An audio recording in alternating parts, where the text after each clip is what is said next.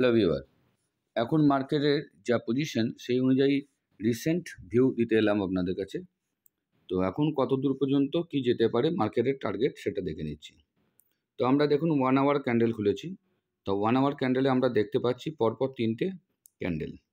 তো এই যেমন একটা বড় ক্যান্ডেল রেড, তারপরে দুটো যেতে তৈরি হয়েছে।